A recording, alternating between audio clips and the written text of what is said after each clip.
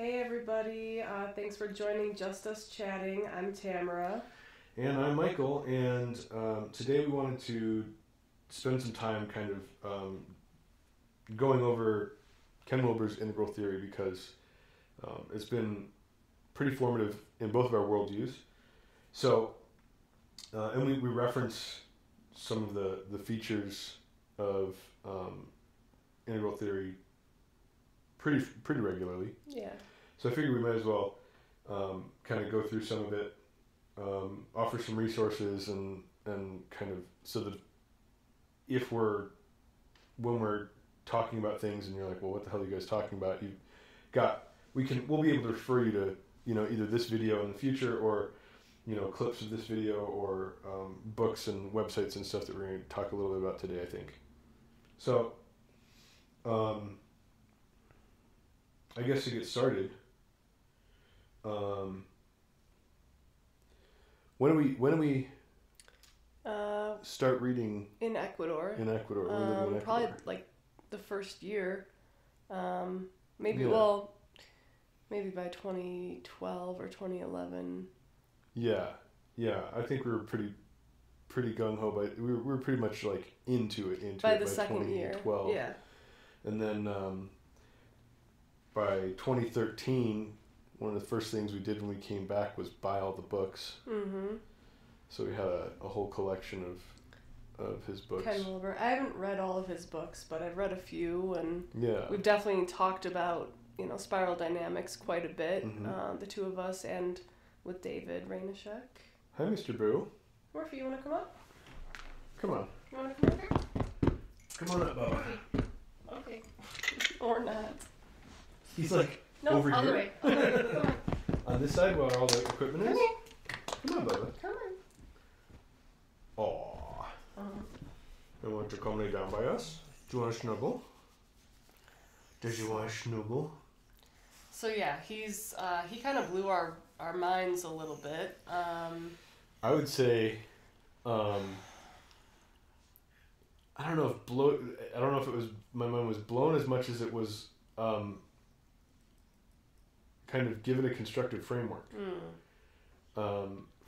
for it's a cohesive worldview. Mm-hmm. So it's really nice kind of cliff notes for engaging with the world. Yeah. Not that it's, and by cliff notes I don't mean that it's a simple or whatever. Yeah. I mean that if you kind of have an understanding of integral theory, things just make a lot more sense. Yeah. And you can understand other people a lot better as well, right. And yourself. Right. And so, and you can, there's ways of, you start to recognize that there's ways of seeing the world, and how they kind of stack up and how they're all valuable. Yeah. So you can hear stuff from the SJW left, for example, and go, I see where they're coming from. Mm-hmm. I understand what they're saying, and I see where it's valuable, and I see where they're insane. Yeah. You know what I mean? So you can see, it's nice. Yeah. It gives you a lot of. It offered me a lot of insight. Mm-hmm. And I still almost 6 years later, it's still one of my favorite frameworks. Yeah. For kind of seeing what's going on in the world. Yeah, definitely. So when I look at the world, when I look at culture, when I look at the news, the integral framework springs to mind immediately, and I can kind of look at the world and go, oh, okay. Yeah. I see what's going on. Yeah. So that's always it's always helpful. It's definitely as one of so who am I thinking of? Eric Weinstein has, and maybe Brett also, but Eric certainly has said that we've got problems with our sense-making apparatuses, right? And he's talking about it from a social perspective. Yeah. We have sense-making apparatuses like the news or the media, right, which used to have gatekeepers, and they would decide what was important. And before the internet, there were, journalists would decide, what were the really important stories, and then they would focus on certain stories, and they'd, put it out to the, and we had to kind of trust that they were being, reasonable, and they were being fair, and that they were focusing on the right things. Yeah.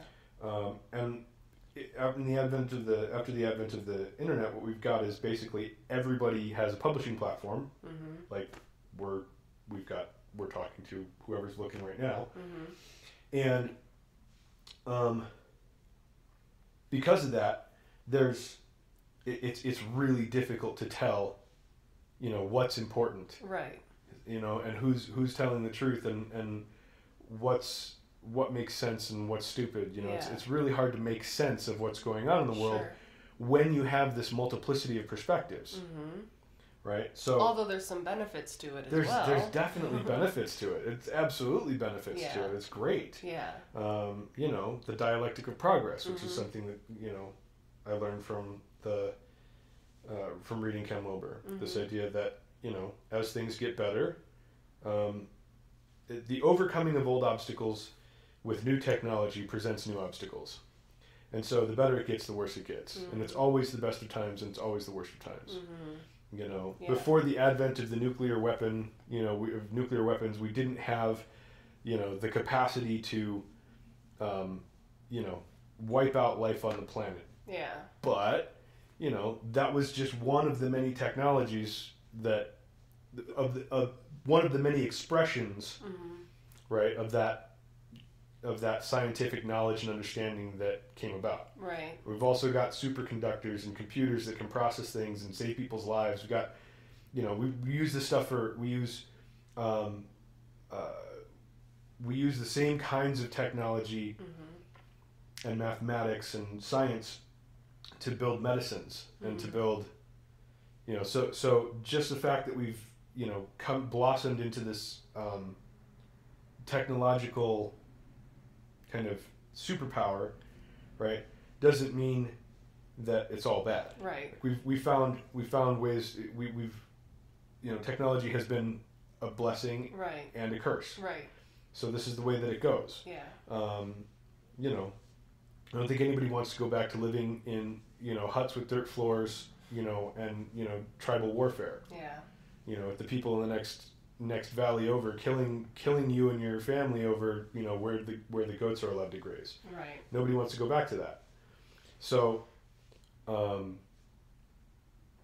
as we move forward, we create new, broader, bigger problems, and we have to keep moving forward to solve them. Yeah.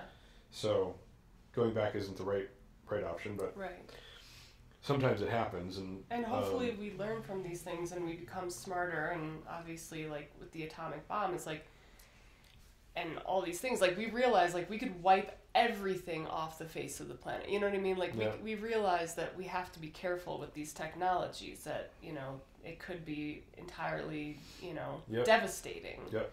So. Yeah, it's it. I do like the other Eric Weinstein thing that I really like. He says we should bring back above ground nuclear testing, so that at least once a decade, we should demonstrate to the world the kind of force that's that exists. Yeah. Yes. And like we've got people who, like me, I don't think there's been a nuclear weapon tested like during my lifetime, not above ground. I could be wrong about that. Yeah. I've been alive since the 80s, but like, not that you're aware of. Not that like impacted me. You know what I mean? So like, the idea that, back in the 50s and 60s, like, Russia was like videotaping the detonation of these weapons and showing like the fact that like the forest just folding over, like a wave. Wasn't it for like a mile or miles? Yeah, miles around. You know, and just videotaping this and showing it, and then showing it on television. You know, like here's what we can do to you. Right. Right. It's like, oh. Yeah. That's insane. Like this, like these weapons are insanely powerful. So I like it. I think that it might be a good idea. Yeah. Eric Weinstein's idea that we should, kind of reintroduce that seriousness to, public debate. And a lot of people, well, we don't want to put radiation and stuff. But it's like, yeah, but we don't want to forget that it's there either. Yeah. So that's a cool idea. Anyway, I kind of went off there, but yes. Now, I just want to say one thing about the spiral dynamics. It's not that Ken Wilber came up with this. This is based on the work of Claire Graves and what was the other person's name? Claire Graves was one of them, and then there's another couple researchers, Don Edward Beck and Cowen. I can't remember his first name. Yeah. But Beck and Cowen. Yeah. Were the other ones that did. Okay. They did spiral dynamics, and then Claire Graves was researching a similar vein. Okay. So, the way that Ken Wilber talks about it, spiral dynamics is 1/4 of it's the cultural sphere. Okay. Beck and Cowen said that it's more than just the cultural sphere, and so I don't want to get into their dispute because they've had disputes about. He created his own kind of He version of it, or integrated his what they were talking about into his work, and sure. I don't want to get in. I don't really care about who's responsible for the ideas or who deserves credit as much as I care about the fact that they seem really useful. So, well, didn't they use this to help end apartheid in South Africa? Yes. So it was used there. It's been. They're trying to use it in the Middle East. So it's helpful. I found it extremely helpful. Yeah. And when I was looking this morning for kind of okay, well I'll bring up some like charts and graphs and stuff. There's a really common image of the aqua model that's all colorful and vibrant and stuff that you can look up. If you just look up the aqua AQAL. Yeah, AQAL model. You'll find the image I'm talking about. All quadrants, all levels. Yeah. Is that what it stands for? Yeah. Yep. So but while I was doing that, I found as I was looking up those images, I found that Integral Life, which is Ken Wilber's organization, and I think it's run right now by a man named Salzman, Jeff Salzman. Okay. Because Ken Wilber's getting really old. Yeah. And he's hopefully doing well, but he's had health challenges. But so this is the thing that you're going to pull up now is from their company. Is from their company. Organization. Their organization put up, kind of an introduction. So hopefully, if you're watching this is still available online. You can take a look at it if you want to. It's integrallife.com/what is integral approach, and maybe we'll link to that in the description. But here we are. Welcome to the integral approach. During the last 30 years, we've witnessed a historical first. All the world's cultures are now available to us in the past. If you were born, say, a Chinese, you likely spent your entire life in one culture, often in one province, sometimes in one house, living and loving and dying on one small plot of land. But today, not only are people geographically mobile, we can study, and have studied, virtually every known culture on the planet. In the global village, all cultures are exposed to each other. So, knowledge itself is now global, and this means that for the first time, the sum total of human knowledge is available to us. The knowledge, experience, wisdom, and reflection of all major human civilizations, pre-modern, modern, and postmodern, are open to study by anyone. So, I'm going to kind of scroll through this. If you want to check this out, please, feel free. This is a basic introduction. Also, before we get too much more into this, I should bring up the books. Go back to the. If you're interested in some books on this, go ahead and bring this up here. Hopefully, I don't pull any of these cords out of place. The super the kind of Cliff Notes version is this one, The Theory of Everything by Ken Wilber, published by Shambhala, Boston. This is a great little overview, and it's what 180 pages, 182 pages, something like that. It's not a long read. It's not a difficult read, but it's it's not super easy. Difficult, but it's not too bad. Yeah. It's definitely one of his. It's definitely one of the first books I would read of Ken Wilber. He talks about hierarchy and holons and postmodernism. He goes through all the levels of worldview development. Right? Yeah, talks about worldview development and goes through all those, and then he talks about his quadrant model, and it's a good little synopsis of what he's been talking about for years and years. So for anyone on the right who's kind of interested at all, or anyone in the kind of the radical centrist, etc., the kind of reactions to the excesses of postmodernism in the modern world, who find yourself leaning conservative or or classically liberal, etc. Ken Wilber noticed way back in the 70s that he wasn't going to be able to do the kind of research and the kind of conceptualizing and have the freedom of thought that he needed in the American universities. He's a longtime meditator, and he started. I mean, he was genuinely interested in something like what Camille Paglia says is a genuine multiculturalism, which is a study of the world's religions and the world's cultures, not through a critical lens, but through a kind of a generous kind of like lens of recognizing that they all have something to offer other than just the caste system or the oppression or the the dogma, that they all have, that all of the world's cultures have something valuable, and that if we can find ways that they're the same, we can combine them to find real global truth. So it's not the postmodern deconstructionist, it's a constructive view of the world. It's a grand narrative, and so the postmodernists I'm sure don't like this stuff, but he avoided academia and went at it on his own.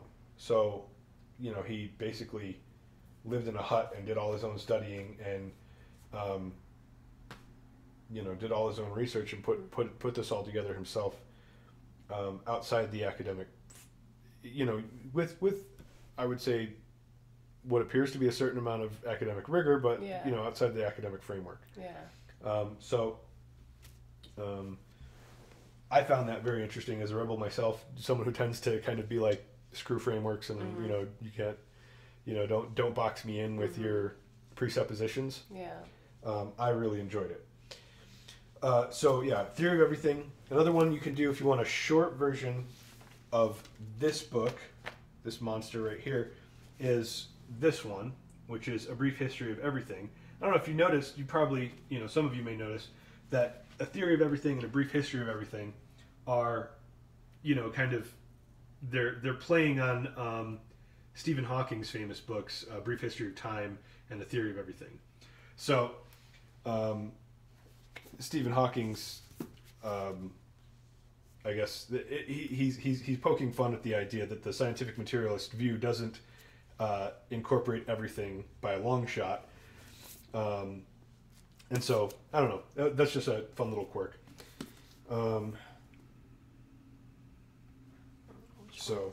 And then Collected Works. And then no, this is Sex Ecology, Spirituality, which was his original magnum opus, and then he kind of toned this book down into the other two to give people a more accessible version of it. But if you want to, this is Sex Ecology, Spirituality. It's about,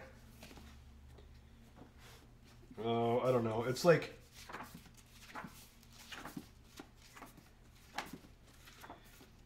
yeah, see, I'm already into the notes. So it's like 500 and some, I'm going to say like 500 pages. It's like 550 pages, and then like another 300 pages of notes and bibliography. Oh, wow. So it's a well-researched book. It's not not to be tackled like by the faint of heart, but it's impressive. Read that one. Huh? I didn't read that one. Yeah, it was good. It was definitely more difficult than the other two. So, but that's those are kind of the core of his work, and then he's got several other works that are kind of peripheral to it: The Marriage of Sense and Soul, No Boundaries, Integral Psychology. Doesn't he have? He's got even new ones that we haven't read. Yeah. I mean, we read one of his new ones. And Integral Life Practice. Yeah. He does have. Oh, I did read that one. You read that one, and I didn't. And he's got. One about his wife, Grayson Grit, which is a heartbreaking, beautiful kind of personal tale, but it's good. It's not just theoretical. Yeah. So, anyway, I just wanted to kind of get those books out there. So the core of his work is actually, it's pretty solid. And why don't we just get into? Yeah, let's go ahead and go through here.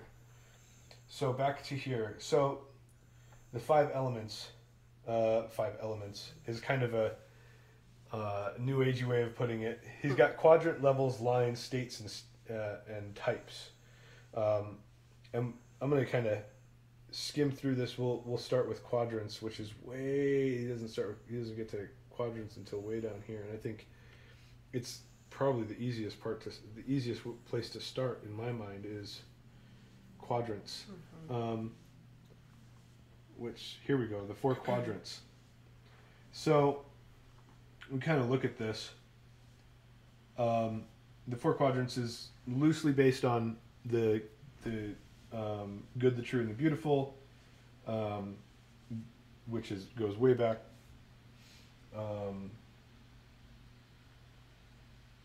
So here's what we want to look at. So we've got basically all the phenomena in the world can be broken down into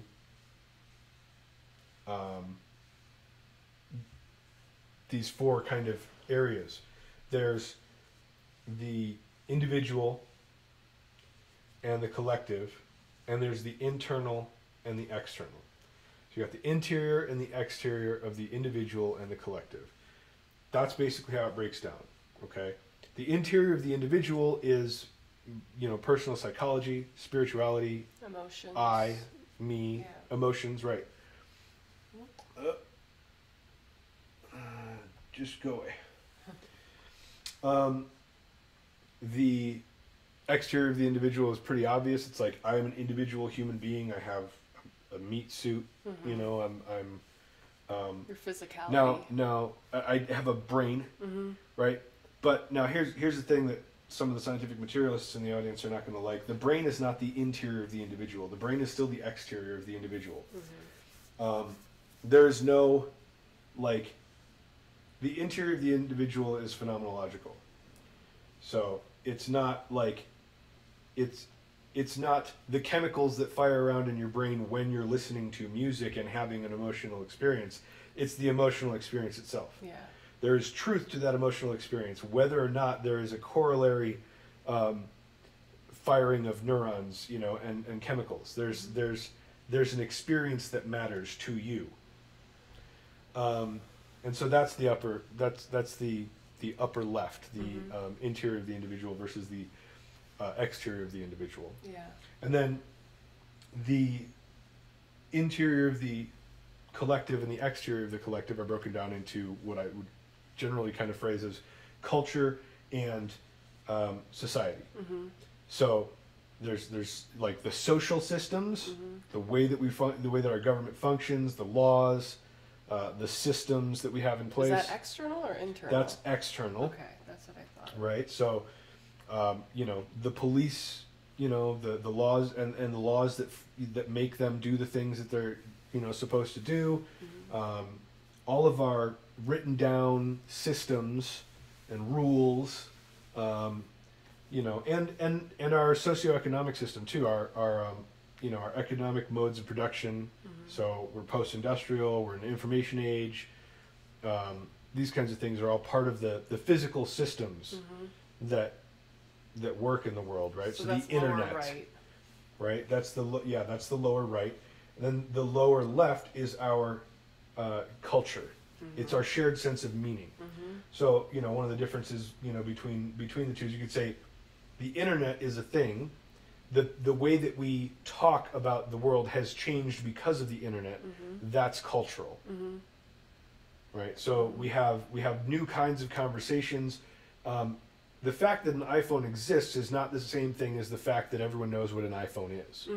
Right? 20 years ago, if you had made the sound iPhone, right? No one would have people would have been like, "What are you talking about?" They would have thought you were like a toddler or you were having a seizure. Right. Like, iPhone, like use your words. Yeah. Speak. Right. Right? Now you say iPhone, everyone's like, oh yeah, I immediately know what an iPhone is. So that's cultural because we have shared sense of meaning, right? Yeah. We understand each other because we have a shared culture. Yeah. And then, you know, how we're able to communicate and how we're able to function together and interact with each other cohesively without killing each other. This has to do with the external expressions, right? Okay. If we existed in a vacuum, right, I could just do whatever I wanted. It wouldn't matter. It wouldn't affect anybody else, and it'd be fine. There would be, but there's no shared meaning there. It's just me being a freak. Yeah. Right. But I can't just be a freak forever. Whatever I do, it's going to affect people. Right. And so, you know, the way that I'm acting affects other people, and then at some point maybe the law gets involved, right? Or, you know, maybe I want to talk about something, but you know, it like before the internet, it was like, okay, well, you know, I'm gonna try and go to the newspaper and talk to this person and get them to put my words in print so that people can see or it, in right? a book or something. Or I'll try and write a book and have it published, this kind of stuff, right? Yeah. So the fact that I could express myself and write a book, right, is based on the external systems that are out there. There's publishing, there's a printing press, etc. Right? Sure. But the words that I'm using in the book are part of our cultural shared meaning, right? So like if I write a book in some language that doesn't actually exist and no one else knows, right? Nobody can understand it. We have to have languages, you know, a cultural construct. It's what we share. It's how we share meaning, by and large. Yes. Not the only way, but one of the major ways that we share meaning. So anyway, yeah. So those are the 4 quadrants, right? And you can see this and you know, we'll kind of dig into this a little bit. You can kind of see the way that he's got the interior lined up with the exterior, right? So, and I don't think that prehension and atoms kind of go together, or you know, maybe. Are they meant to correlate? Yeah, they're somehow? kind of like they're roughly correlative, but the basic idea is that you have. That does make sense, like neural cord and perception. Right. You know, right. It does so, kind of correlate. Yeah. So there's.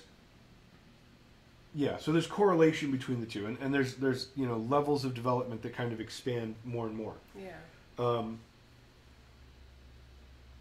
You can talk about this in terms of the. Yeah.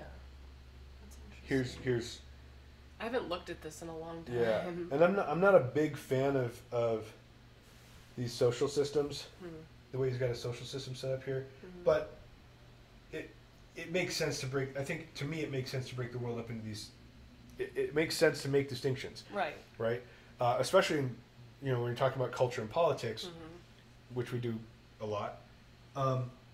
It's important to understand what the difference is between the cultural and the political. Yeah. Right? They drive each other. They push each other around. You know what I mean? But they're separate. So when you're actually advocating to like have laws in place that will, you know, the government will use violence to enforce, you know, you've got to tease out whether that's necessary because culture has its own power. Yeah. So, you know, it might be the case that culture is the right way to handle some things. You know, it's like, not every dispute is something that needs, a mediator. Mm-hmm. Sometimes we can handle it ourselves. Yeah. Sometimes we can work things out without having to, get the law involved. Yeah, no kidding. Right? Like imagine if every family dispute, right, required a lawyer. Mm-hmm. Like we don't need to write a law to solve every problem No. in society, and not every problem that comes up, and becomes culturally relevant needs a political solution. Yeah. And that's a big mistake that we're making, I think, at this point in time. It's like,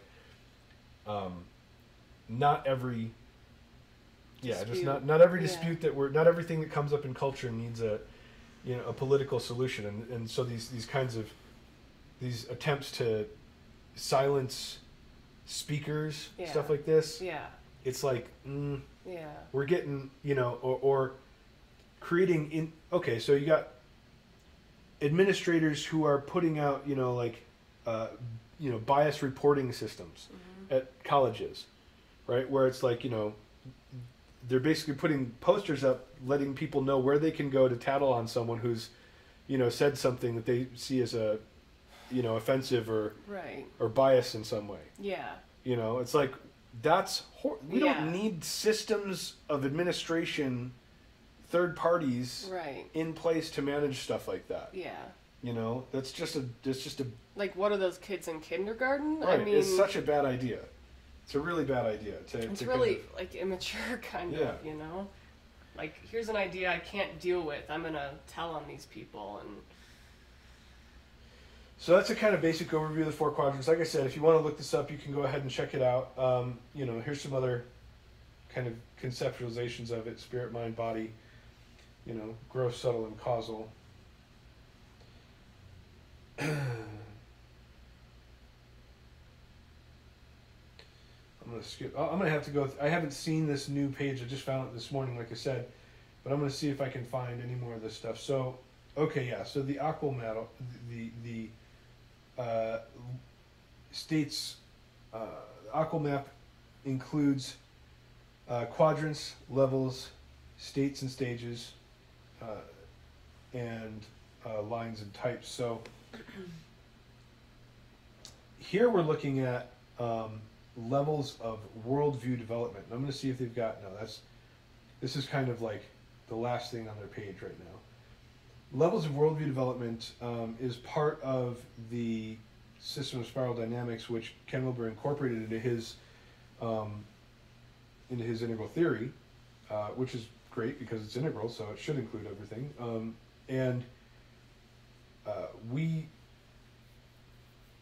This has got the old colors on it, which is interesting.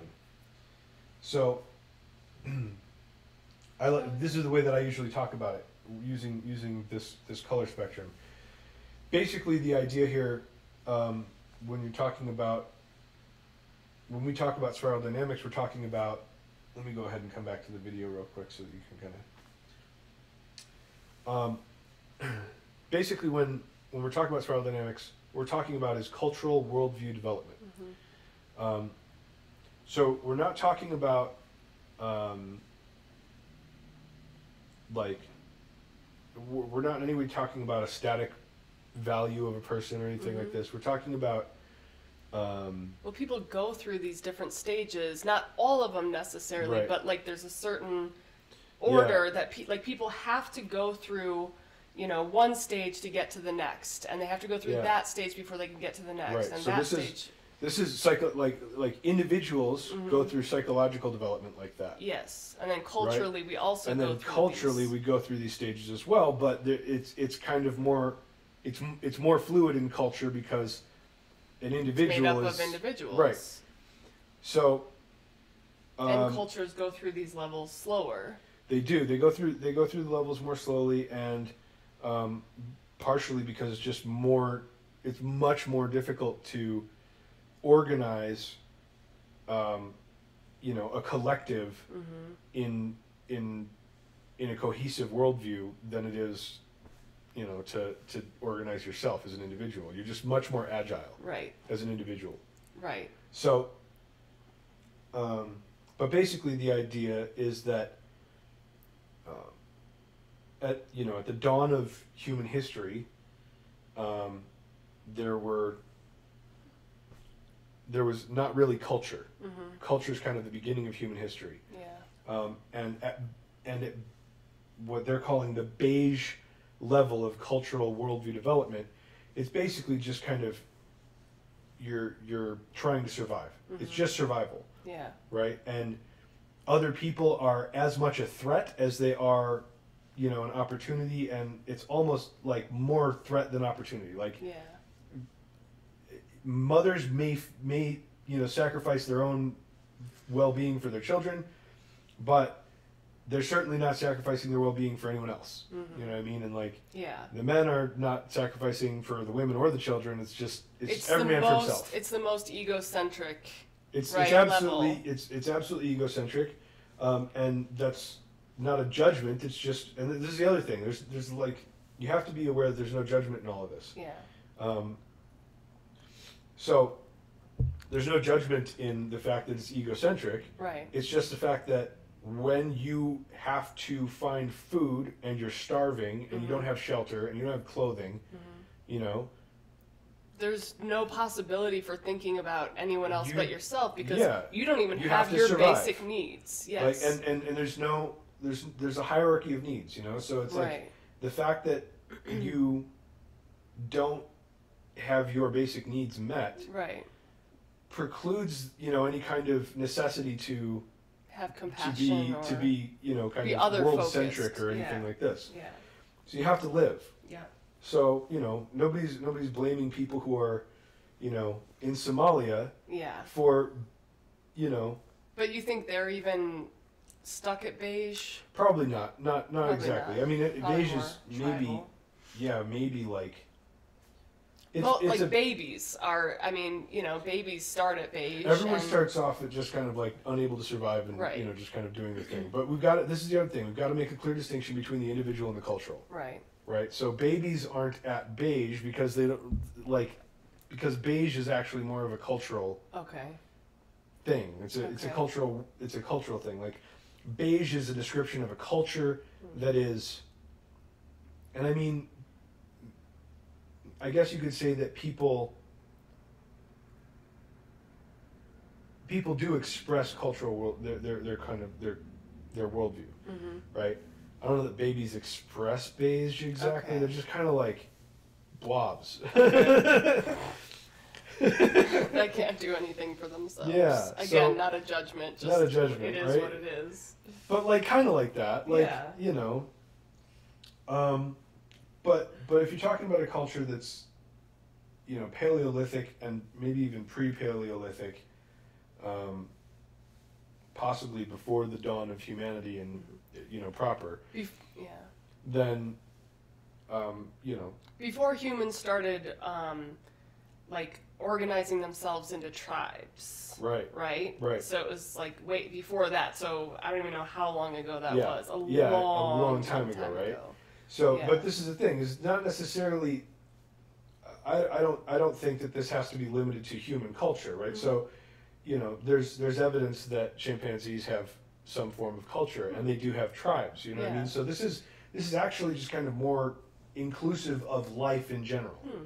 Right, so beige is almost like, in my opinion, possibly pre-humanity, right? But it's a way of it's the raw, like, unfeeling nature, right? Just, I have to eat and I don't care about, like Morphe, like, he doesn't have to, he doesn't. He'll if he chases down a rabbit or something and eats it, he doesn't have any feelings about it. He doesn't care. Although he's not like gonna look at the half-eaten rabbit and then look at another dog and go, "You need this too, don't you?" And try and share it. He doesn't care. Right. He just doesn't care. But I wonder about dogs though, because they are loyal to the humans that feed them. But could they still be at beige? I mean, if they've got a certain amount of loyalty and like. But their loyalty is probably just an adaptation. Yeah. For survival. I mean, we're part of his pack. Right. Let's move on from beige. Let's move on from beige. I would love to move on from beige. It's a good idea. Should we go to the browser? Let's go to the browser here. So what you should be able to see now is these. I don't know if you can see my mouse, but this is beige. Next is purple. In this scenario, and I should also point out the reason that they're using these colors is that it's been kind of useful to be able to say in areas where there's conflicts like South Africa that they're not talking about the color of people, they're talking about the colors within people. So the ways of being in the world, they've color coded. Okay, so, and they've stratified. And you looking at the couch? No, I think it's paused. So purple is tribal. I thought red was tribal. No, red is power gods and kind of like city states and I always stuff like thought this. of red as tribal. I guess you're right. Purple's more tribal. Okay. So purple is kinship bonds almost exclusively. Early Paleolithic tribes, where everyone's and you see this in the Bible going back, and it's where they say, so and so, son of so and so, son of so and so, who was the third daughter of so and so, who was the, and they just kind of go through this whole lineage thing. It's like, well, why? We don't care about that kind of stuff anymore. But back in the day, it was tribes were the first kind of extrapolation of or you could, extrapolation, is that the word I'm looking for? Tribes were the first kind of abstraction of the idea of the nuclear family as bonded, right? Like so you and your child have a natural bond because oxytocin, etc., whatever. But before this was like fully articulated and we understood it scientifically, it was like, here's a family unit, right? And so, this man cares about this woman and, this baby, and they care about each other, and there's like a family unit. Yeah. And so that concept kind of gets expanded to, okay, so, families are okay. And so if you're part of the family somehow, then you're allowed. And so we've got all these like kind of weird, like, we've got to figure out, who your father was, and, who the lineage, where the lineage is. Yeah. And then, if you're part of the tribe, then you're part of the tribe. So was a tribe made up mainly of, like, everyone was related, mostly? I mean, yeah. Mostly related. Yeah. And then, there was some marrying between tribes here and there. Yeah. Well, you'd have to. I mean, hopefully, but obviously back then I'm sure there was a lot of incest. You just have genetic disorders. Yeah. You have diseases. And, people... it's just weak units. But that was the original kind of tribal, the original kind of social order was tribal. And it was just kind of a natural outgrowth of the family unit. Yeah. Right? An abstraction. And then, and kinship is, the most important thing here. And they talk about this in terms of magical and animistic and tribal safety. They talk about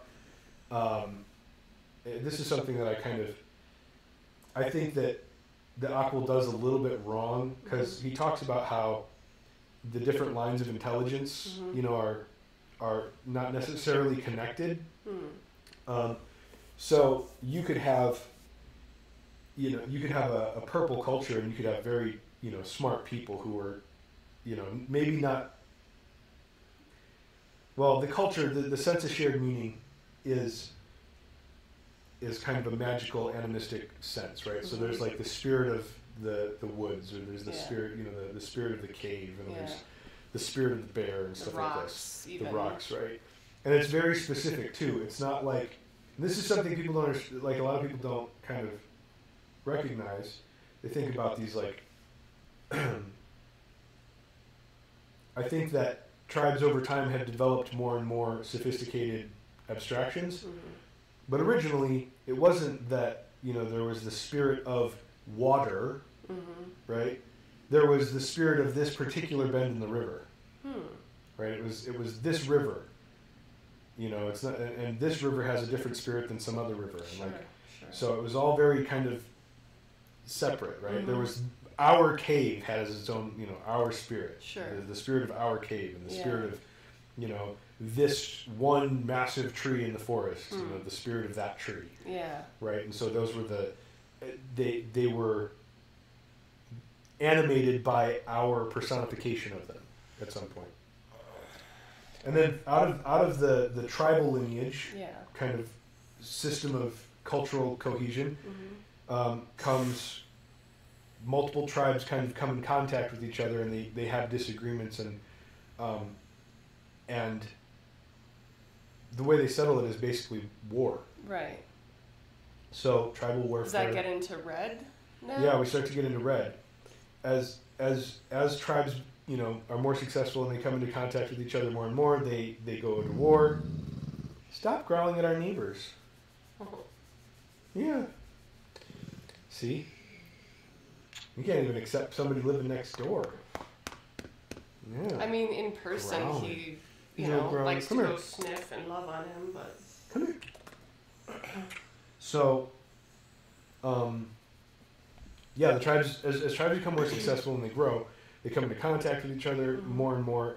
They start to argue over territory and resources, and they start to come into conflict. Right.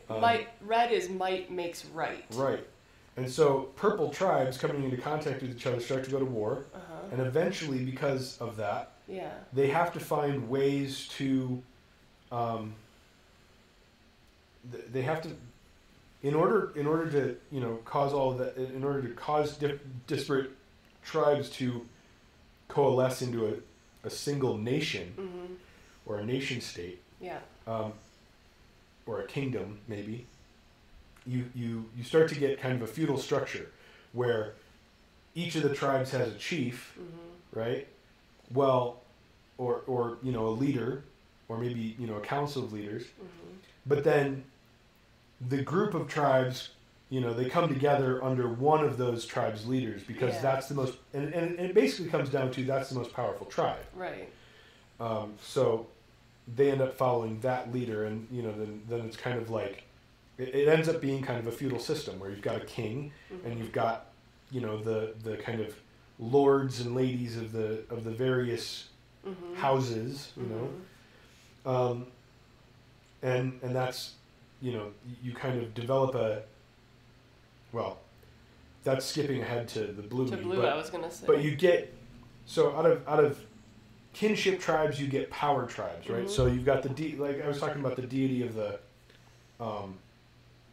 deity of the tree, or the deity whatever. So Peterson talks about this too, the idea that like tribes come together and they argue about whose gods are, you know, the most powerful gods, and eventually what you get is, you know, the guy who's capable of forcing all these families to live together, you know, under his rule becomes the king. Yeah. He's the most powerful, he becomes the king. And then you get kind of the, I guess what you actually get is the, not the feudal system, but the equivalent of the kind of Dark Ages European kingdoms, where it's just kind of like there's a castle and there's a brutal warlord who owns, you know, the area around it, and some people subjugate themselves to him for protection. Yeah. Right? So that's the red meme. Okay. And then from the red meme, you get a bunch of those brutal warlords together, and they become the lords and ladies of a king, and they all, you know, kind of coalesce under a king, and that becomes the blue meme. So the blue meme is kind of, it transcends the idea that might makes right into they find some sort of organizing principle in the blue meme. In Western culture, it was, you know, Christianity. Yeah. And Peterson talks about this as the abstraction of the ideal, so that we develop this idea that even the leader has to subordinate himself to a disembodied ideal. Right? So it's not that you just get to be the most powerful guy anymore. You have to be the most powerful guy who fits the mold of some abstracted higher ideal. And so that's where you get the kind of the medieval to Renaissance kingdoms. Right?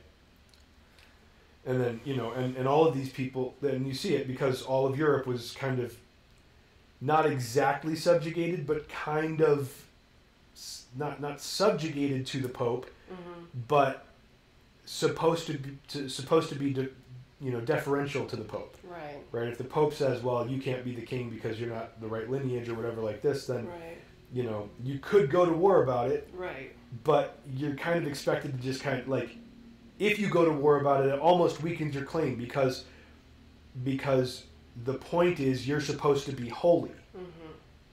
Right. Right? If you're the leader, you're supposed to be the guy that God chose. And if the Pope is saying that you're not the guy God chose and you go to war against the Pope, then you're obviously not the guy that God chose. Sure. Right? So this idea that the leader has to be subordinate to a higher ideal starts to actually broadens.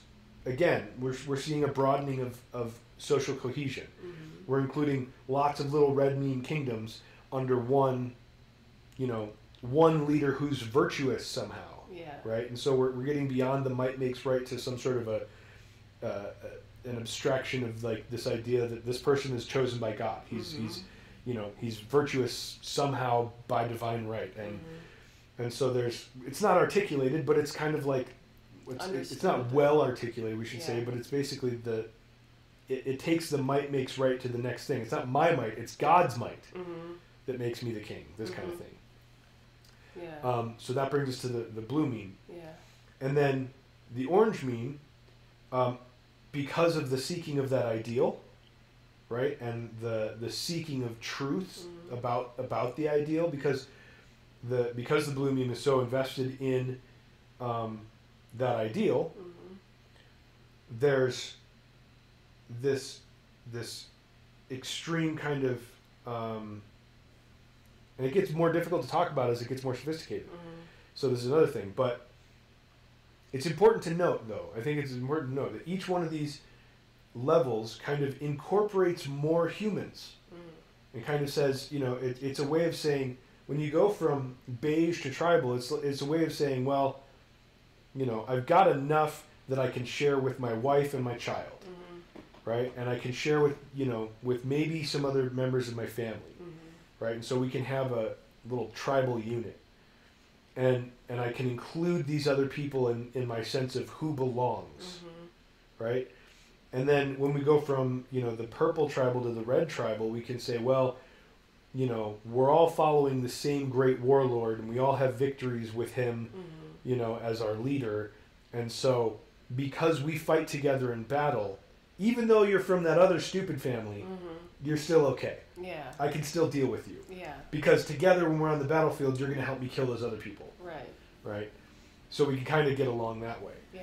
And then from that to the kind of blue meme, from the red meme to the blue meme, you get this idea, well, yeah, we fight from time to time, whether you're French or you're, whatever, but you believe in the same God. But we all believe in the same God. We all believe that that there's one true God, and that one true God gives us a sense of social cohesion, so that we can all exist together. And it's like we can cooperate, and we can share things, and we can trade and stuff like this, and it'll be okay. Yeah. We don't have to kill each other all the time because we're all Christians, right, or whatever. And this is true in the the Muslim world, and, throughout. And not to say that there weren't like lots of Christian wars and stuff like this too, but what eventually develops is a broad enough culture where where they started calling it Christendom. Yeah. Right. All of Christendom. Right. Right. It's like, okay, we you're Protestant, you're Catholic, whatever. You got all these different things, but like we're all basically saying the same thing. There's this one guy. Long time ago, who got nailed to a thing. I mean, that took some time. Obviously, the Protestants and Catholics fought a lot. Yeah, and they were still fighting recently in Northern Ireland. They're blowing each other up and stuff. Was that in the 90s? Yeah, in the 90s, and I think even in the 2000s, the Irish Republic Army. But the point is that it includes more and more people as we go. Yes. Right. As it's a broader. We develop new modes of being that allow us to incorporate more and more of humanity into a true social cohesion, right? Into a way of existing in the world that is less that constitutes less war, less conflict, more cooperation, and more kind of ability to interact and be safe in the world and accept each other as human beings. It includes more people. isn't the orange meme the first meme where you start seeing more like world-centric ideas? Right. Like where people are actually like, okay, you know, you may be speaking a different language, you know, into a different religion than me, but you're still human. You're still part of the human family. Right. And, you know, I may not agree with what you do or what you believe, but you're still human, and I respect that. And, right. you know. Right. And so in the orange meme, and I think that, you know, it's an important conversation to have, but and it's probably, you know, too difficult of a conversation to really dive into right now, but the idea basically, Peterson's right, Shapiro right, Sam Harris and, you know, the scientific materialists wrong. Peterson and Shapiro are right for different reasons, but Western civilization is founded on Christianity and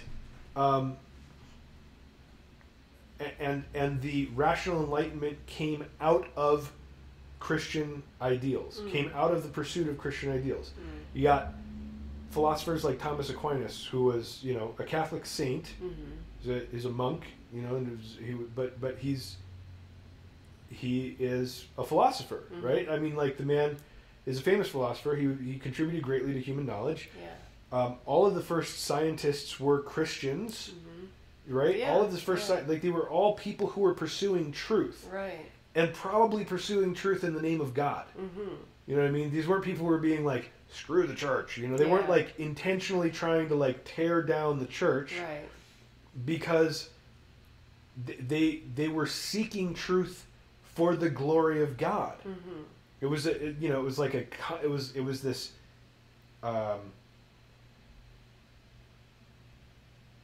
like the idea was basically that, you know, truth and goodness were, you know, became synonymous, that there was, you know, the idea that what the church was saying was true. We didn't have the concept of scientific materialism. Yeah. We didn't have the concept of science. Yeah. Exactly. Like, the objective world is separate from the subjective. We didn't have that kind of division yet. Yeah. Right? So it was like, it was obviously true that, you know, the Son of God, I don't know. Anyway, the point is, like I said, it's probably too complex of a conversation, you know, to have. It's one of the biggest, it's one of the deepest problems still in the world today is the divide between the blue and the orange meme. You know, the kind of mythical and the rational. That divide is, you know, I think Jung does a good job. I think Peterson's doing a great service. Well, and Campbell has done a great service. Wilber wrote Marriage of Sense and Soul. Yep, and he Wilber talks about how we can Soul, which is a great book. Blend the two or reconcile the two somehow. Right? We can move forward. It's a big problem, this kind of division of the subjective and the objective. Yeah. Because we still don't have very effective means of. We're incredibly effective at manipulating and proving things about the objective world because, I mean, it's rocks. Right. It's not complicated. Yeah. Right? And you can see it. Yeah. You know, physics is study it. Right? And so what we don't have is that same level of sophistication in dealing with the human interior, the psychological interior, the spiritual beingness, and the subjective experience, the phenomenological experience of being human. Right. We don't have that kind of sophistication. The Buddhists kind of have that level of sophistication. While we were spending, you know, centuries learning about rocks, they were spending, you know, centuries learning about being. Yeah. And so there's some sophistication in this, again, why Palia is right, Camille Palia is right, that a genuine multiculturalism is the study of the world's religions because, you know, in other cultures as a constructive thing, not a deconstructive thing. It's like, no, you know, the Dalai Lama isn't oppressing, you know, all the Tibetans, and the Chinese people are, or the Chinese government is absolutely wrong. Yeah, they're completely out of line. Yeah, to kick him out and take over that country by force and, you know, burn down all their monasteries and stuff like this.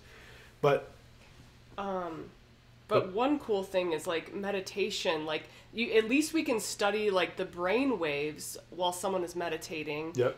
You know, like, that is something that can be studied, and they are studying, and they're finding some cool things from it, you know? But okay, so going back to the quadrants, just because there's correlation, right? We got a correlation between the external and the internal. Yeah.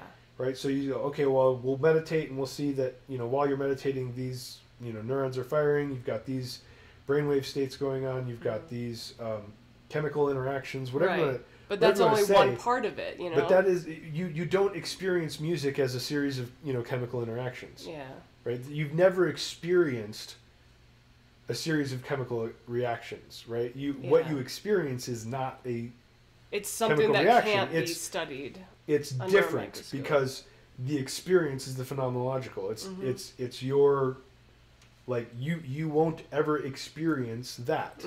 What you experience is sound. What you experience is art and love and joy. And we don't know, we can't, like, study that. We can't, like, see what's going on with that, right? Well, we can, but we have to look inside into our experience, and we have to... It's subjective, too. We have to look at our... We have to be willing to objectify our subjective experience. And by objectify, I don't mean materialize. Yeah. I mean, we need to be willing to look at the internal experience of, what our internal experience is, and separate ourselves from it so that we can make objects of what's going on inside of us. Right? And we're capable of doing that. That's what consciousness is. We're like able to kind of sink back. That's why that's what self-reflective consciousness is. I think we're getting a little off topic. But, yeah. And so then, anyway, the orange meme tends to be, as you said, the first truly world-centric meme. Right. And for all of you out there in the world, we haven't touched on the word meme yet. Yeah. So this is the terminology used in the integral community is that these worldviews are memes. Which, of course, is confusing now that there's a different meaning for the word meme. It's such a weird word that has, like, so many different meanings. Obviously, memes on the internet are just images. Richard Dawkins has the idea of meme as kind of a contagious idea, or a cultural idea. This is a little different. This is not. These aren't just kind of atomistic or kind of separatist things. This is a developmental hierarchy. It's a developmental structure to cultural worldviews, right? So in the orange meme cultural worldview, what you have is the recognition that you may have a different religion, but you're still a human being. You got 5 fingers, right? You got 5 toes. Men and women. 5 fingers on each hand. Yeah. So same species, right? We have same, family units. We reproduce the same way. We're like all these things that we can objectively see, right? And the other thing about the orange meme is that it's highly individualistic, atomistic, right? So it's very, it's the French Revolution. It's liberty, individual liberty, freedom, anarchy. Yeah. Whereas, also we never really said in the blue meme that's much more collectivist, conformist, order, that kind of thing. Yep. So then orange we start to get into individualism and right. And so in individualism, individual human rights we've got, but also, and rationality. Oh yeah. Science, logic. Technology, logic. Basically, the Industrial Revolution and all of the the worldview of the early 1900s, where everyone thought that that we would have machines that would just do everything, and we kind of do. We got a lot of machines. We got machines that just do just about everything, but they also used to think that people were like machines. It was very deterministic. And well, anyway. Yeah. So moving on from the orange meme, the rational, it's the rational, scientific, materialist, individualist, right? So it looks at individual things. It's the other thing about the orange meme worldview is that it tends to look at things in isolation, just like scientists do. Okay, so and it looks at a person and says that person has free will. That person can do whatever they want. That person is an individual. And, the same way that they look at, like, an isolated compound and they take a plant medicine, for example, and they, break it down into a bunch of different isolated compounds, and they test the individual isolated compounds. They say, this one particular isolated compound does the thing, and then they extract that and make a medicine out of it, and they give it to you, right? So, very effective, but it's also very reductive. And so, in the green meme, what you get is kind of a reaction to that. It's the next level of development, and it's a lot of what we're seeing in the world today. It's more holistic. It is more holistic. It takes the whole. It tries to take the whole system into account. So it tends not to look at the individual. Yeah. Right. It says, well, yeah, that person is at the center of a system of, economics. They're the center of a cultural system. They're at this. They're at a place. They're at a particular, maybe not the center, but they're at a particular place in an economic system. They're at a particular place in a set of cultural ideas. They're at a particular place in their environment, right? So they've got environmental toxins and etc. And so they look at the way that they try to get away from looking at just the individual, and they try to see all the surrounding systems that contribute to that individual's place, right? And so this probably sounds pretty postmodern, right? Mm-hmm. Like this is the postmodern revolution. Is like this person is not just a person. It's not it's not an individual. It's interconnected with everything, right? And so this is what we see a lot of in the green meme, mm-hmm. And then and the green meme tends to kind of denigrate. I've also haven't mentioned this yet, but I should mention it. Each of these stages of worldviews tend to see themselves, if you kind of adhere to that worldview, you see this worldview as the right way, mm-hmm. right? So if you're in the red meme and you're a warlord and you think might makes right, then when somebody comes along with their higher Christian ideal and they're mm-hmm. like, for the glory of God, you just spit in their face and cut their head off. You don't care. Like that doesn't make any sense to you. You're not like, you think that's a stupid thing. Mm-hmm. It's like, I don't see your God. I don't care. You can die for the glory of your God if you want to. I'm taking your money. Mm-hmm. Right? That's it. They don't care. They just don't care. It doesn't affect them. They're not, and they think that it's, they think it's stupid. On the other hand, the blue meme, mm-hmm. right, thinks that the red meme is evil mm-hmm. because they don't care about the glory of God. And they think the orange meme is evil too because they don't care about the glory of God. Right. So neither then there becomes this confusion. The blue meme thinks I'm living the right way because mm-hmm. I care about the glory of God, and the orange meme, the scientific materialists, are basically the same as the red meme might makes right brutal people, mm-hmm. right? Because neither of them care about the glory of God. Right. So they say both of them don't care about the glory of God, so they're both the same. And they make this what's called a pre-post fallacy judgment, and they say that anything outside of them is the same negative thing underneath them, mm-hmm. right?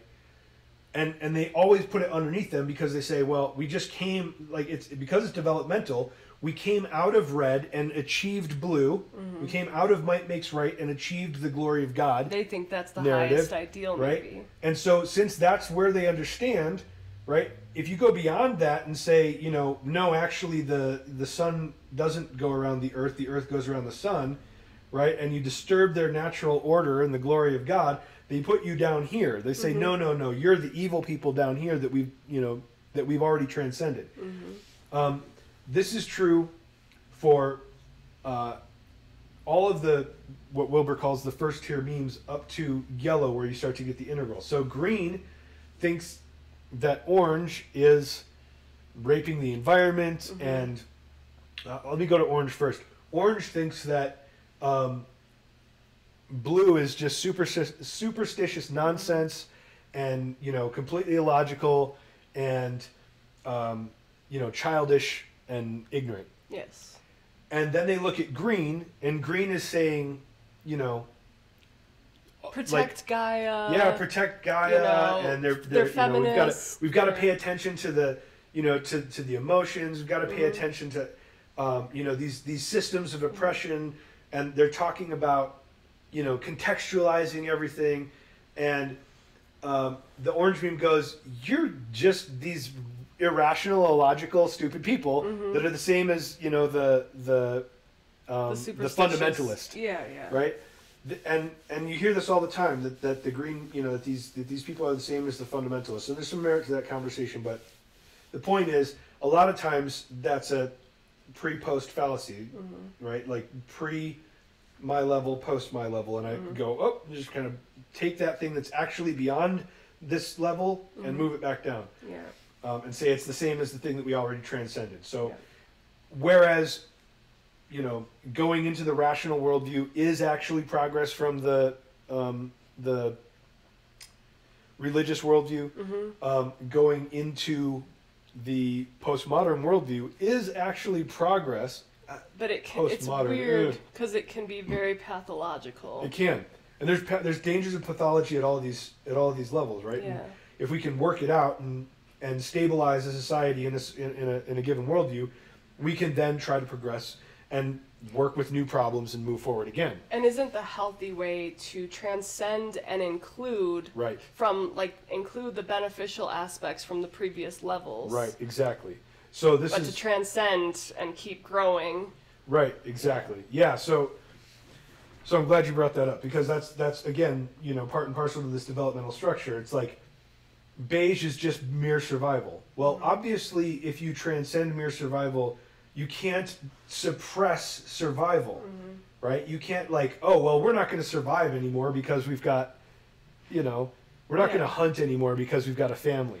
We've got a family unit and we've got kinship bonds and stuff. So we're not going to do any more hunting or gathering or cooking or anything like that. We're just not going to do any more of that survival garbage. It's nonsense. Yeah.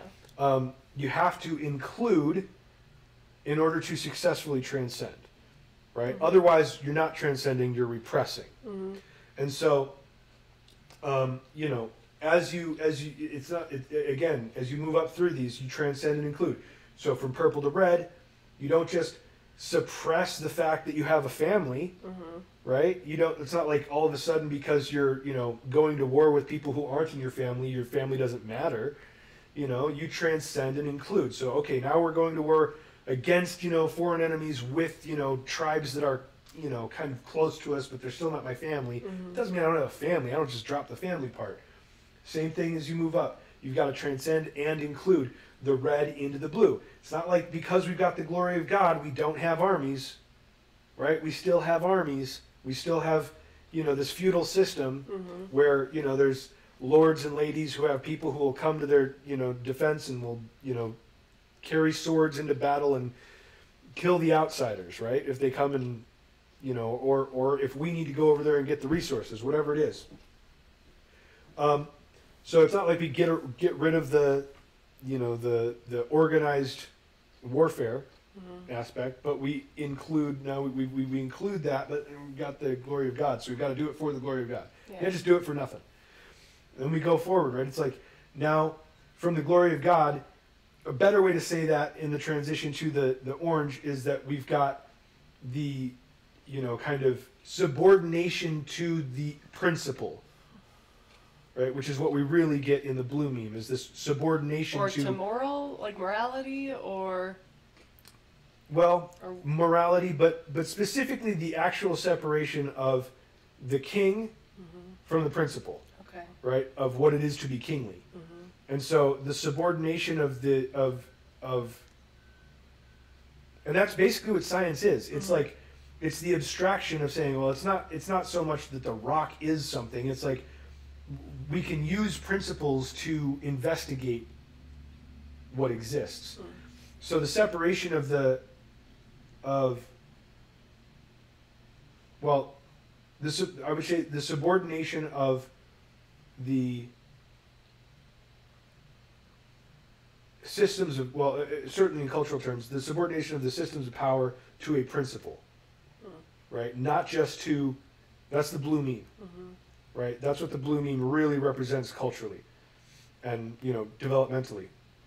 In the red meme, it's just it's all corruption, right? It's who's the most powerful warlord who can, kill everyone else, or you know, the best politician who can kind of like get more people on his sides and who can raise the bigger army. Yeah.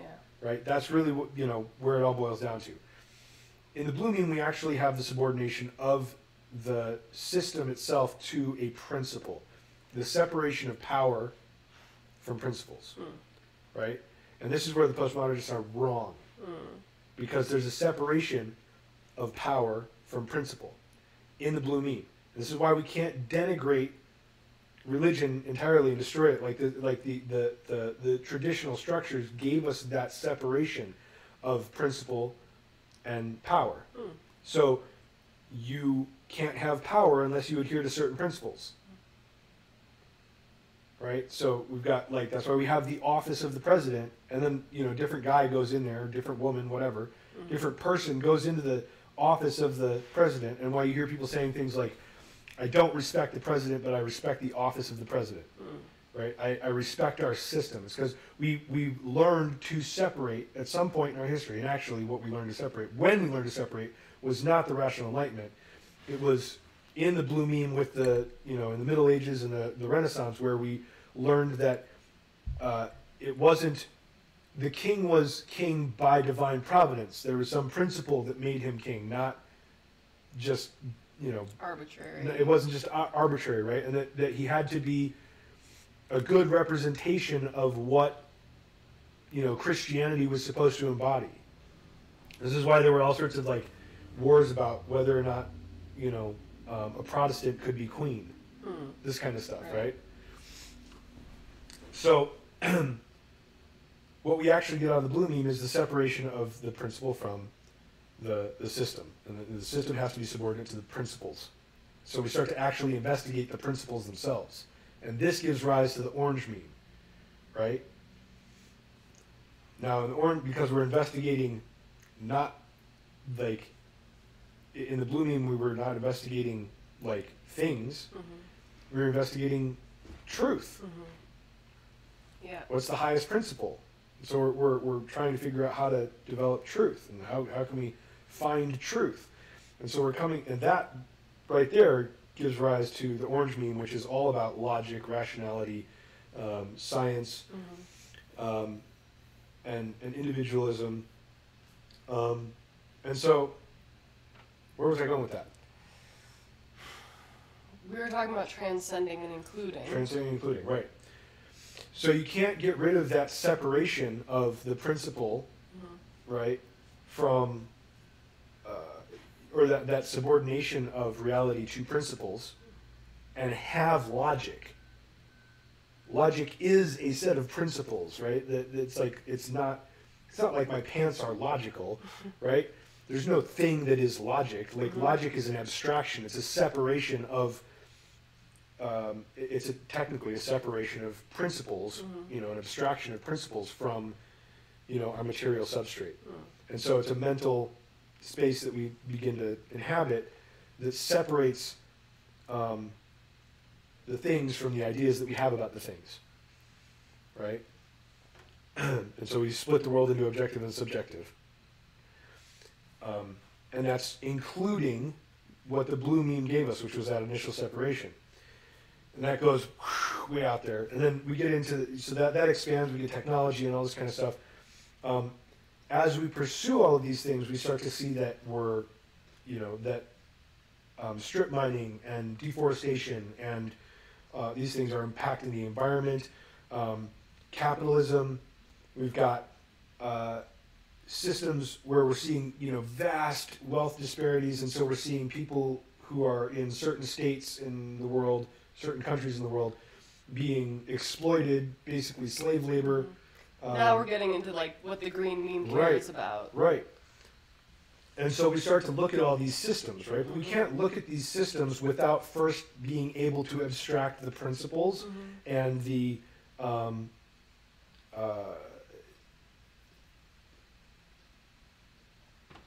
concept of truth, the concept of, you know, principles. We can't look at systems without that initial abstraction, being able to separate ideas. Capitalism is kind of a systemic idea, right? And it's kind of something that happened, but and it's pretty orange meme. Yeah. But then we critique that and we look back on it and say, okay, it's not just the individual, right? So capitalism is a system, and then the critique of that system tends to be kind of more, well, no, even communism is kind of a critique of it. And I would say communism is, again, more kind of materialist than Orange Mean. It's more about, like, the allocation of stuff, you know. Even though communism is more collectivist. It is. Which, it is. I don't know. It is, but, well, but that, to me, that's because, here's my thing with that. The reason that I think that communism is kind of an orange level idea, but it comes from a blue collectivist kind of thing. What actually happened, I think, with communism was that it was, as the Orange Mean broke apart the old kind of feudal systems and started to create, you know, democracies, and kind of modern republics and stuff like this, there was this reaction to the lack of order. Because one thing that we did have, even though it was stifling, was order. Right? Freedom is not as ordered as a monarchy. Right? A modern republic, democratic republic, is not as ordered or cohesive or structured, right? And people who don't like uncertainty, right? Right. Prefer structure. I think boundaries. Boundaries. They want things. I think that originally, and communism is originally a reactionary doctrine. System of, yeah. Right? It's a reactionary force, because communism was a kind of well, it was reacting to the fact that we had this new form of freedom coming about. You know, kind of, but it was individualist freedom. And the worry, and I think it was kind of an old Christian worry, was that we wouldn't be able to commune with each other in an individualist society. And so communism, I think, was born of that reactionary fear that we would lose the community. Let's get back to the levels a little bit. Let's get back to like green and moving on to integral. Okay, so in the green mean, they see, again, they tend to see orange as, you know, raping the planet and, you know, all this kind of stuff. And they see systems of power and oppression. They kind of confuse everything below the blue, like everything with the red mean, basically. Yeah. They kind of confuse everything as, you know, they say everything's power. It's all a bunch of power. Yeah. And that it's, and a lot of it's, there's a lot of retro-romanticism in the green mean, this idea that we you know, we need to get back to the land. Get back to the land, get back to, like, you know, tribalism, get back to, like, not tribalism, you know, the negative aspects of tribalism, just the noble savage kind of ideas, the you know, this idea that, you know, somewhere in our distant past, people were just free and peaceful and communing with nature, and they could talk to trees and stuff. You know, I don't think that a lot of people.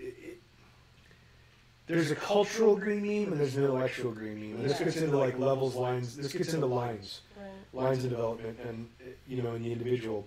The cultural green meme is very eco-feminist, compassionate to all beings, right, all people. And the funny thing is, like, they say that, like, all worldviews, all things are equal. Like, it's all about equality and, you know, egalitarianism. Like, you know, all worldviews, all mindsets are equal, but we're more equal. Like, you know, they definitely, there's a narcissism in the green meme. It tends to be in the pathological. In the pathological. Right. And I mean, it's not all bad. Like, you know, compassion and wanting people to be, you know, helping the environment and not destroying the environment. I mean, there's many aspects to the green meme that I'm into. Like, I'm very into natural medicine. I'm very into eating, fairly close to nature, as much non-processed food as possible. But yeah, when they're denying, like, I used to be very against, conventional medicine, and once you get into the integral, once you go beyond that, you start to realize, hey, there's benefits in, science, and there's benefits to conventional medicine. There's also benefits to natural medicine. Right. That's the key that we wanted to, we need to get to in this whole thing, is that once you cross there's kind of a beyond green, so you go postmodern in a way, right? Where you can, and it's difficult for people to get there because really the postmodern worldview is extremely sophisticated. It's it out-contextualizes just about everything, and so it's really hard for people who are in the green worldview, especially if they're in a conclave like the modern American Western universities,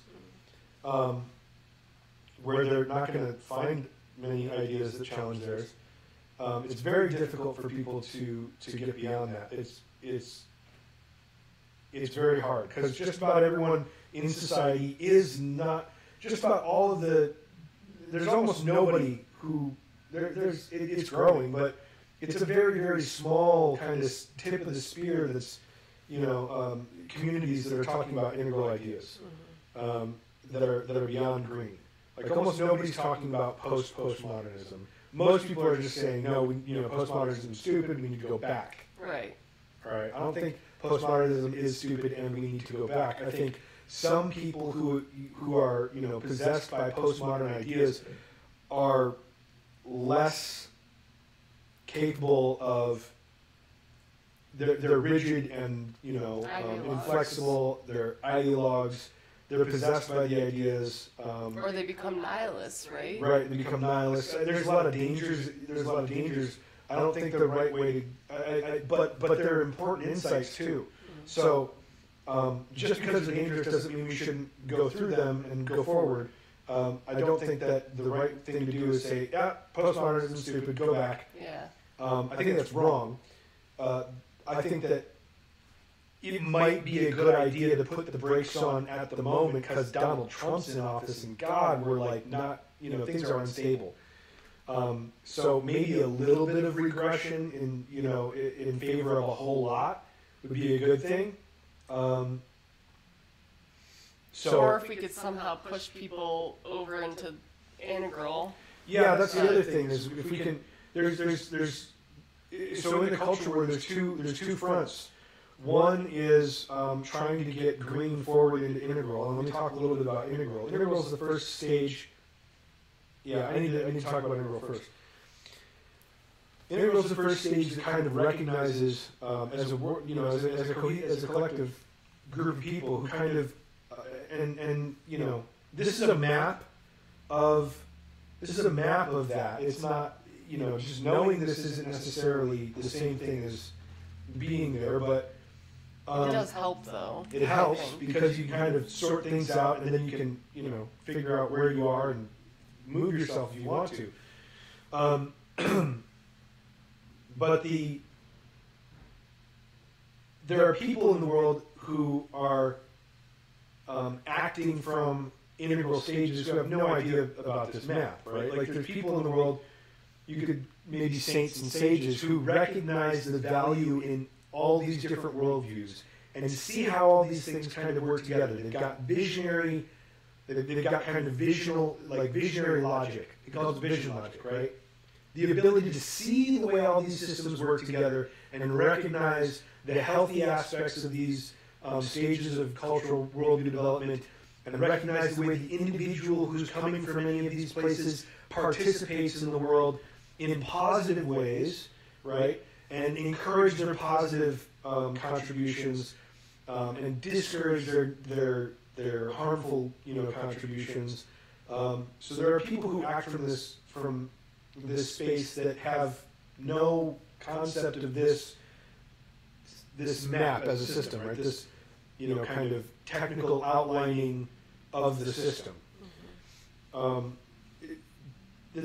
say that this technology is, this is a description of something that already exists. Let's put it that way, right? There are people out there who exist in this state but don't understand the description. They're just being this way. There's not a lot. Like these are when you get, especially into the further ones, you get definitely talking about saints and sages. But there are good people in the world who have a lot of world experience, and they're a lot of insight, and they're able to see all of this stuff, and they can recognize where people fit, where they're coming from, and they can see the value in where they're coming from. And that's the important part about the integral stage, is that they can look back at all of these different memes. They can see, from the beige all the way through green, how all of these things have a place. Yeah. All of these things have their value, and they contribute something valuable, right? Whereas the red meme thinks the purple meme and the blue meme are both stupid. The blue meme thinks that the red meme and the orange meme are both stupid. The orange meme thinks blue and green are both stupid. The green meme thinks that orange and yellow are both stupid. Mm-hmm.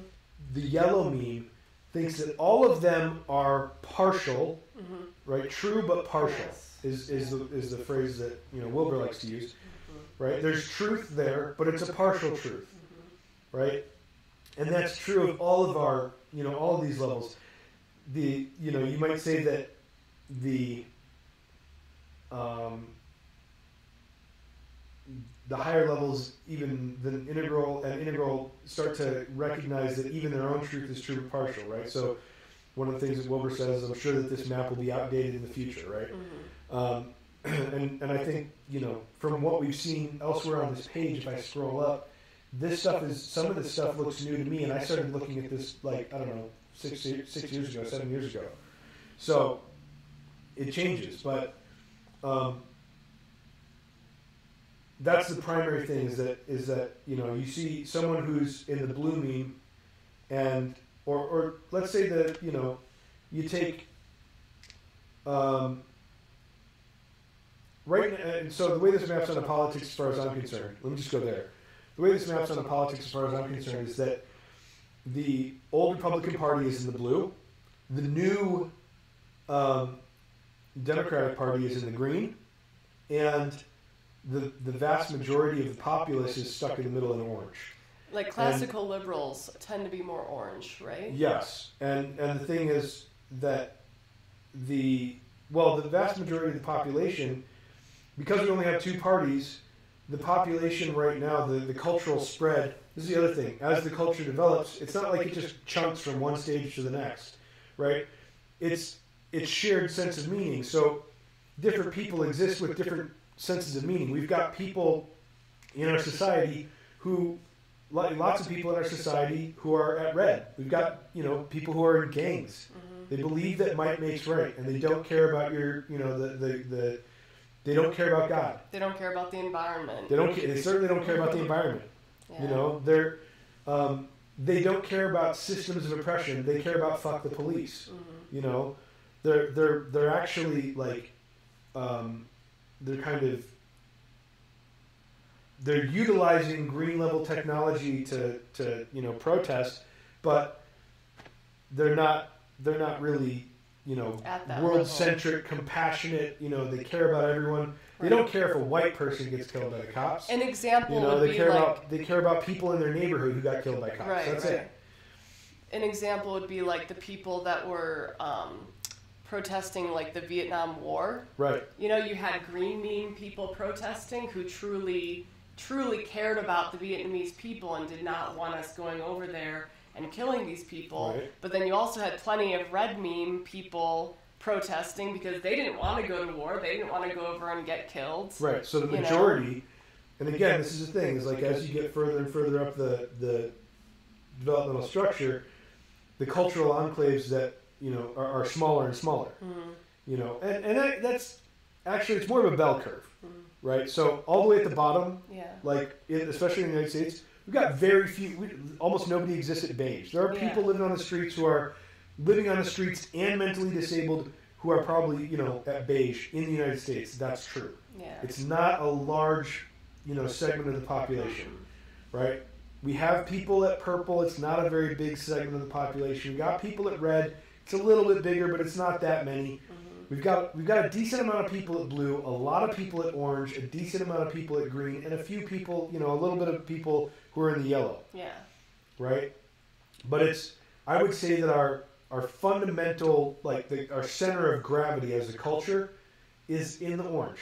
Would you even say, across the world we're mostly at orange, or are you talking about the Western world? I'm talking about the United States specifically. Exactly. Yeah. Because when you get into more of the developing nations, it's a little different. The other thing that's interesting. Okay, so the other thing that's interesting about the United States is that we've got a much flatter. I think we've got a flatter distribution than a lot of places in the world, because we have because we're such a cultural melting pot. Yeah. I think that a lot of places in the world have a pretty I think that Scandinavian countries tend to be pretty green. Yeah. Just pretty solid green. Yeah. Because they're culturally they're pretty homogenous. Yeah. Right? I mean, it's mostly white Scandinavian people that live there. Which you would think would mean that they're blue, but they've actually gone. They've gone. Yeah.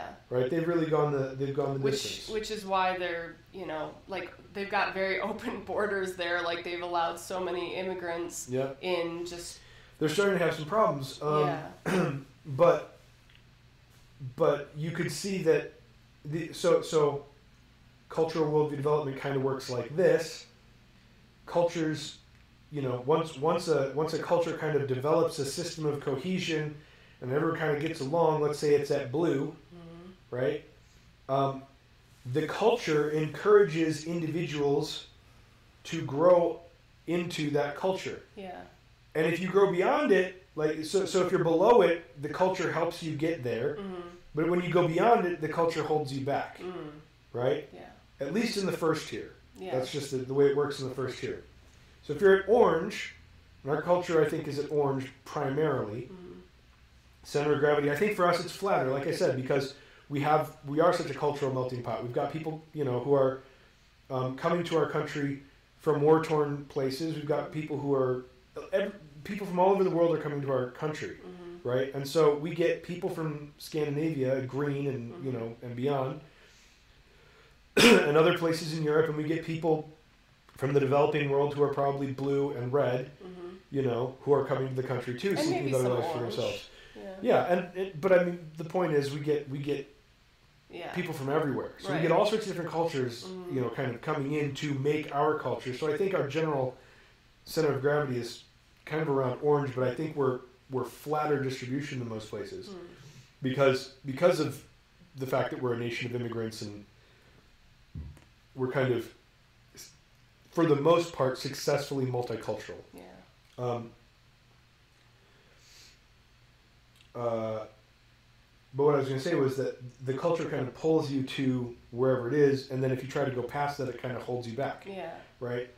So, when a group of people they find a way of existing, that's cohesive enough to manage as a cohesive whole, as a group, right? Whether it's a tribe or a nation, or at some point in the future maybe a global community of some kind, which interestingly, the transcend and include idea, I don't think that the global nation is necessarily kind of antithetical to nationality, right? Because just like we've got in the United States, we've got states and the federal, right? So we're all one country, but we're many states.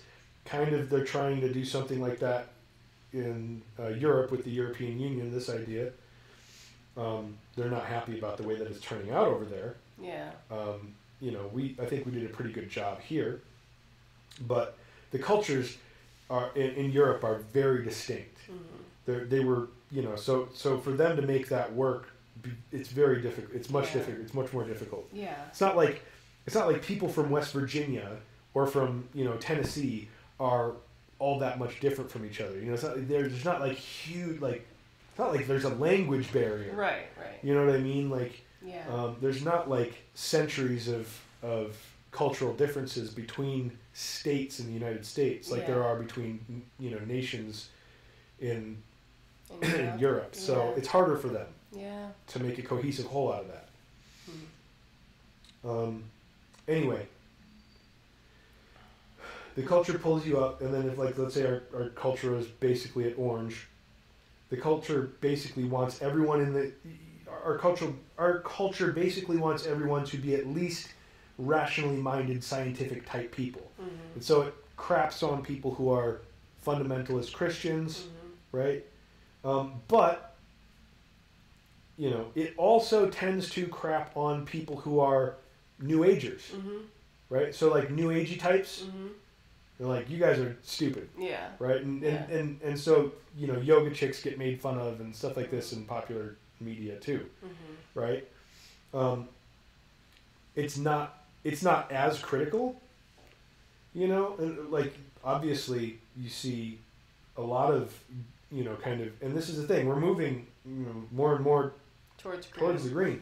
Which because is we see a lot of green bad. meme ideas. We see a lot of green meme ideas kind of defended in popular in the mainstream media. Whether or not that's a consequence of, you know, of the culture actually being there, or the fact that the people who are elite within the culture are in charge of major institutions that are promulgating ideas. Right. And they're at green. Right. So. But they've been really expressing a pathological version of green. There's been some pretty pathological expressions. At least what we've been seeing. To be fair, yeah. Trump is not like, you know, Trump is a pathological expression of like red bluey, or blue. reddish, you know. Yeah. So. So there's a little bit of a battle going on. Yeah. Well, this is one of the reasons I think that.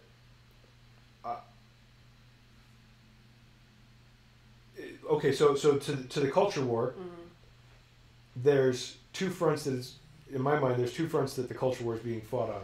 One is trying to get people who are in green to see the value of the rest of the memes. In other words, to kind of kick them over into the integral. Exactly. Right, where they can kind of recognize the value of the religious fundamentalists.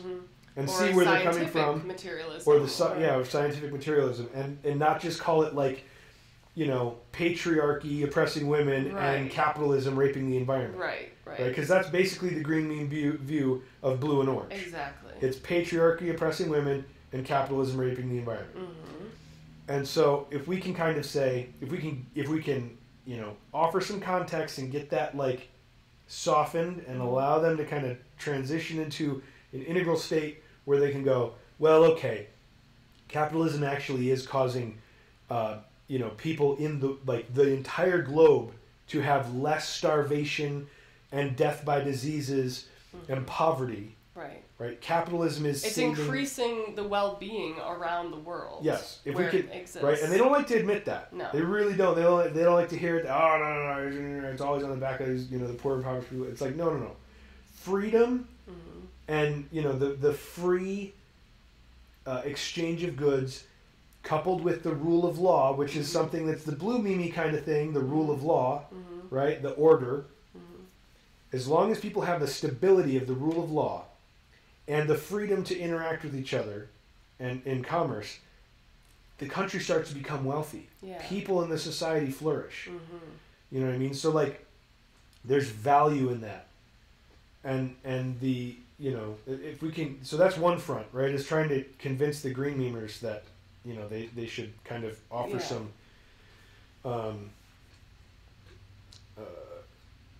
consideration for and recognize the value of the religious traditions, you know, and the systems of order that have existed in the past. In India, the caste system, etc. Not that the caste system, you know, a strict caste system is a good thing. I don't think that, but, like, the traditions that have made a culture stable are probably important. Yeah. You know, to the stability of the culture. Sure. You know, and that the stability of the culture is a good thing. That's okay if a culture is stable to a certain degree. It allows us to have, a context within which we can easily communicate. We don't have to spend our time, kind of coming up with whole new systems of value just to be able to have a conversation. It's like, no, we've got a culture and traditions that allow us to talk about things. Yeah. That's good. Yeah. And then, free individuals, free markets, by and large, good. Like, for the most part, let that go. Yeah. Let that be. Yeah. It's and it will, like, I think Peterson said it, like, it may not be the best system that could be created. Yeah. Like, it's not the perfect system. It's not the perfect system, but it's the best system we have. Yep. That we've found. It's better. It's not as good as your hypothetical utopia. Right. Right. But it's certainly better than communism or socialism. Yeah, but it's better than the way that your hypothetical utopia generally turns out. Right. When put into practice, because your hypothetical utopia put into practice is murderous. is stupid. Yeah. It's stupid. Hypothetical utopias put into practice tend to be stupid because because most creative things are stupid. Right? Well, yeah. This is the truth. I know that statement has always weirded me out a little bit, but there's probably a truth. Right? It's like, okay, there's a wall on the southern border. Let's say there's a wall on the southern border. Okay, just for shits and giggles, because maybe it's culturally relevant. Let's say we're talking about building a wall on the southern border, and people want to come into this country, so they're thinking of ways to get over the wall, right? Well, there's ladders. Maybe they'll make ladders. Okay, how many different creative ways can you make a ladder that are better than the way that a ladder is generally made? Right. Right? Yeah. So we all kind of know what a ladder is because we have this long history of traditions of taking two sticks and tying sticks to them so that we can climb it. Right. Right? That's a tradition. What a ladder is a tradition. Yeah. Okay? It could be sticks tied together, it could be metal, but it's a ladder. When you see a ladder, you know what it is because there's this long tradition of what a ladder is. Yeah. Right? If it's in a tree, it could be ropes with with things, right? Pieces. But there's there's a few ways to make it. There's a couple ways to make a ladder. There's not too many. If you try to do something really creative, it's probably it may not be a good idea, right? Like let's say we decide, you know what, we're gonna make a ladder out of glass because it'll be pretty. And it'll be harder to spot because it'll be glass, so it'll be less visible. Yeah. Right? So maybe that's what we'll do. We'll make a ladder out of glass. Maybe that's not a good idea. Right. Probably stupid. Probably not. Right? There's not a lot of ways that you can make a ladder. Maybe a heavy duty plastic. Maybe okay, so maybe a heavy, right? So I'm not saying that we shouldn't be creative. Right. Right? But most of the ways that you could be creative are stupid. Right? There's a ladder works because it's been tried over and over and over and over and over and over again. Right. Right? People have been using it, for centuries and eons to get on top of things, and we found out that actually works pretty well. Yeah. By trial and error. Lots of people have tried getting on top of things using other stuff, I'll lean this one stick up against it, I'll climb the stick. And the stick falls over. Oh crap! It'd be better if there were two of them. Okay, now they're both falling over. Oh, maybe we should cross brace them with some steps. That works. Right. So traditions aren't stupid. Right. They're functional. And just about every creative thing that we do is stupid. Some of the creative things that we do are useful, and then eventually we can make a tradition around something that someone created at some point. But most of your utopian ideas about how we could structure society are stupid because they're creative. Well, and they've been tried a bunch of times, and they've always turned out bad. Well, communism specifically. That's saying something right there. Yes. It's if it's been tried a bunch, and it keeps ending up a certain bad way, right? Then it's probably not a good idea anymore. Right. Yep. So. We've been going for quite a while. How long have we been going for? I think Where are we almost at? 2 hours. I think that thing is too low to see, but Maybe it's too low to see. Let me see what we've got here. Yeah, we're almost 2 hours in now. yeah. So that was kind of our run through on Integral. We'll put the link to this page in the Description. in the description. We'll send some links to the books, and we'll put them in there too. If you're interested in this discussion, let us know.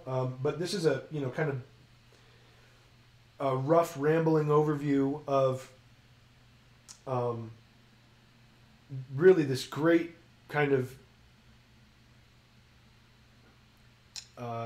mental technology. I would call it a mental technology, or ideological technology, or it's a framework. Yeah. It's a map of meaning. Mm-hmm.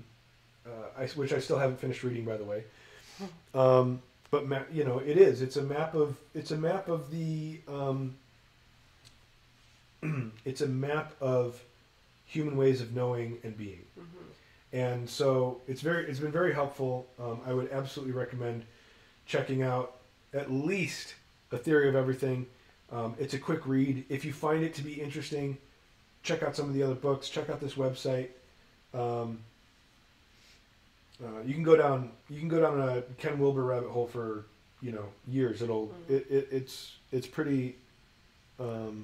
He's another amazing thinker of our time. Yeah. And to me, he's on par with Jordan Peterson, and there's not many people that I'm aware of that are as intelligent and forward thinking and. Now the integral community originally, when Peterson started to become a thing, the integral community kind of went this guy's kind of like orange meme and stuff. Well, I think Peterson is maybe one of those people who's in the integral mode of being, but not just not aware of the integral map. Yeah. Because I think he might be integral too. Yeah, he looks at people and goes, fair, he's always fair enough. This is true. There's problems here and here. He sees where people are coming from. Yeah. He recognizes the value. Right. But he's also absolutely willing to address the pathologies where he sees them. Exactly. And I think he may be correct that the other front for the cultural battle is probably the one that most of you are aware of, which is not trying to get green to go further, but trying to shore up the blue and the orange, so that we don't cut off the branch that we're sitting on as a culture. Green is powerful, and the idea that they're just stupid or that they're silly or anything like this is really naive. Yeah. The postmodernists are not stupid. No. They're not stupid. Forget it. They're just not. Yeah. They're really and that level of intellect and the ability to frame narratives and reconstitute kind of redirect culture. I mean, that's power. That's power. That's definitely power. Yeah. And to pretend that just because there's not a lot of them, or because that they're dangerous. Yeah. And they can undermine, and they are undermining, the traditions, both religious and moral, and intellectual and scientific that our culture is situated in right now. They're undermining that and dissolving it. Yeah. And it's not good. And so the other major front in the culture war, I think, where Peterson is focusing, which is what my estimation of him was in the first place, is that he recognizes that it's not just you can't fight with the green meme. You can't fight with the postmodernists to fix the world. You have to refute them and prove where they're wrong in the blue and the orange. You have to make those cases. And a lot of the people in the integral community don't want to get their hands dirty and be sullied by this idea that they're just fundamentalists, or they're they don't want to be associated with the scientific materialists, and the religious fundamentalists, and so they kind of want to be way up there in the talking about the most sophisticated reaches of this and trying to work on convincing the green meme, and more power to them. But I think there's a lot of value in addressing things at the fundamental level as well. And so that's where Peterson comes in.